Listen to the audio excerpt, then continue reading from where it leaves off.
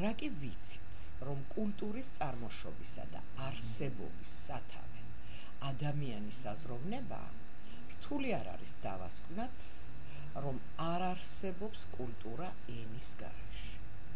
ამასთანავე, იმასაც უნდა გაესვას ხაზი, რომ ენა კულტურისათვის გარეგადამწვდომი ფენომენია. ეს ნიშნავს, რომ ენა კულტურის რომელიმე ნაწილის ფრაგმენტის განსაზღვრულობა კი არ არის, არამედ თუ რაიმე არსებობს კულტურის სახით, იგი აუცილებლად ენაშია გაფორმებული. ესე იგი, ენა კულტურის საერთო არსებობის წესია, მისი პირობაა.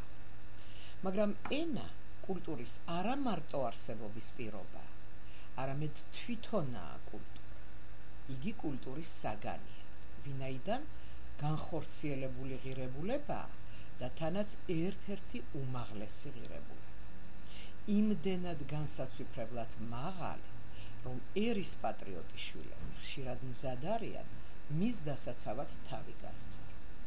ენა კულტურაა იმ ზოგადი პრინციპის გამო, რომ იგი ბუნებით ბოძებული მოვლენა კი არ არის, არამედ საკუთარი ყოფიერების გამომუშავების პროცესში ერის ისტორიული მოღვაწეობით შექმნილი ფენომენია.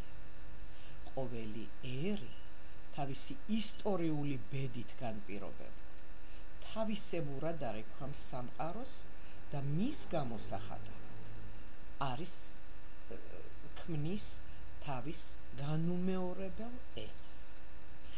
ამ ენაში ასაგნობრივებს თავის სულს, თავის ისტორიას, თავის იდეალებს. ენა ერის სულიერი საგანძურია, რომელსაც ყველაზე ნაკლებ ავნებს დროის დამანგრეველი ფაქტორები. ენისა და კულტურის ურთიერთობის ერთ-ერთ მთავარ საკითხად ითვლება ის, თუ კულტურულ შემოქმედებით პროცესში რა როლი მიეკუთვნება ენას. იგი ამ პროცესში ასრულებს მხოლოდ აღნიშვნისა და გადაცემის ინდიფერენტულ როლს, თუ თავად აქტიურად მონაწილეობს კულტურულ შემოქმედებით პროცესში. ამ კითხვაზე ისტორიულად ორი რადიკალურად განსხვავებული შეხედულება არსებობს. პირველი თვალსაზრისი, რომლის სათავე ისტორიულ სიღრმეებშია, კულტურის მიმართ ენას მიიჩნევს როგორც გარეგან ინდიფერენტულ ფორმას, როგორც ნიშანს, იარლიყს, რომლის როლი მხოლოდ ისაა, რომ კულტურის საგანი აღინიშნოს და გადაიცეს. მაგრამ ისე, რომ არავითარი ცვლილება არ შეიტანოს საგნის შინაარსში, მის რაობაში. ამ თვალსაზრისის მიხედვით ენას წინ უსწრებს აზროვნება. როცა აზროვნება დაამთავრებს თავის საქმეს და აზრი ჩამოყალიბდება, მხოლოდ ამის შემდეგ დგება ენის ჯერი. გამომუშავებულ აზრს ენა, სიტყვა უნდა მოერგოს, ოღონდ ისე, რომ აზრმა მთლიანად დაიმორჩილოს ენა. მაგალითად, თუ ავიღებთ საგნისა და სახელის ურთიერთობას, ამ თვალსაზრისის მიხედვით მათ შორის დეტერმინაცია ცალმხრივია. საგანი მთლიანად იმორჩილებს სახელს.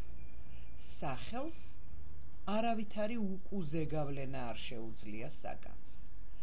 სახელში მზე მთლიანად გაბატონებულია ჩვენი უახლოესი ვარსკვლავის მზის შინაარსი.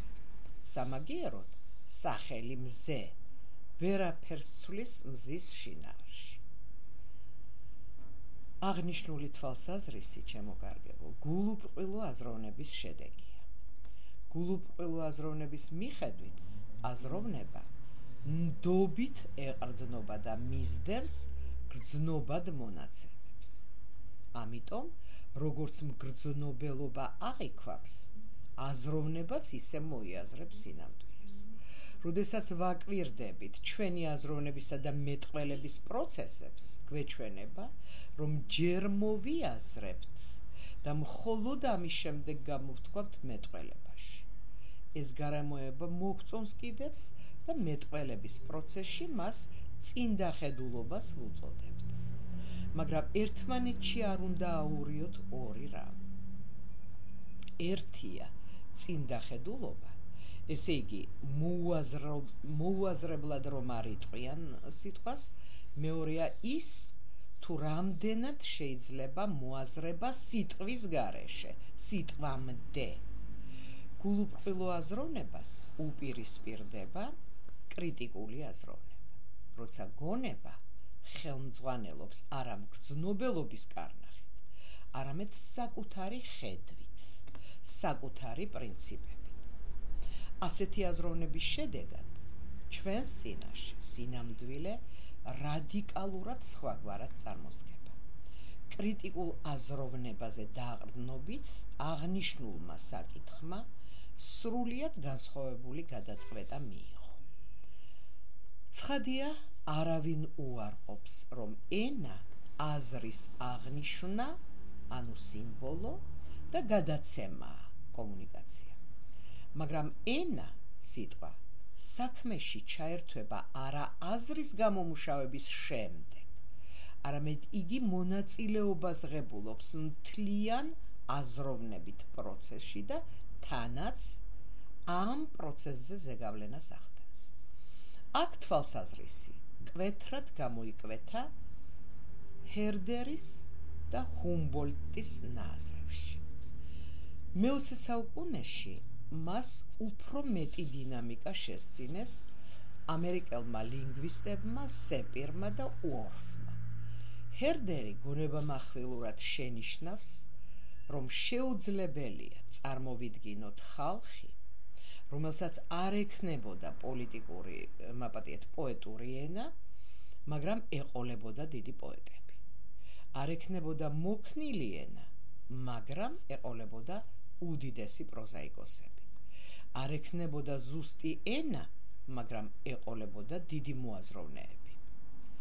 დიდი პოეტების, პროზაიკოსების, მოაზროვნეების ყოლა ნიშნავს დიდი პოეზიის, პროზის, მეცნიერების ქონას. ჰერდერის ნათქვამი ისე უნდა გავიგოთ, რომ ყოველივე ამას, როგორც კულტურის ფორმებს, ქმნიან არა მარტო პოეტები, მწერლები და მეცნიერები, არამედ პოეტური, სამწერლო და სამეცნიერო ენები, რაც ენის კულტურულ შემოქმედებით ძალაზე მეტყველებს. ჰუმბოლდტს აგრეთვე არ აკმაყოფილებს ტრადიციული აზრი აზროვნებისა და ენის თანმიმდევრობის შესახებ. თითქოს ენა უკან მისდევს აზროვნებას. პირიქით, მას მიაჩნია, რომ მოაზრება სიტყვის გარეშე შეუძლებელია. ამიტომ ენა და აზროვნება თანადროულნი არიან.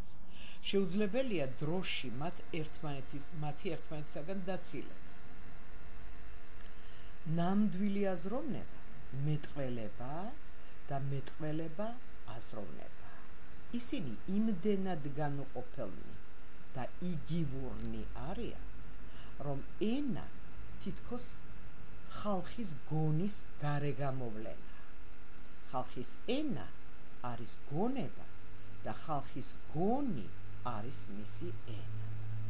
ჰუმბოლდტი ენას განიხილავს როგორც თავისებურ სოფლხედს. მისთვის ყოველი ცალკეული ეროვნული ენა ცალკე მსოფლხედვაა. ენა როგორც მსოფლხედვა მთელ სინამდვილეს და მის ცალკეულ მოვლენებს თავისი ხედვით აშუქებს. ამიტომ ყოველ ენაში სამყარო თავისებურად აისახება.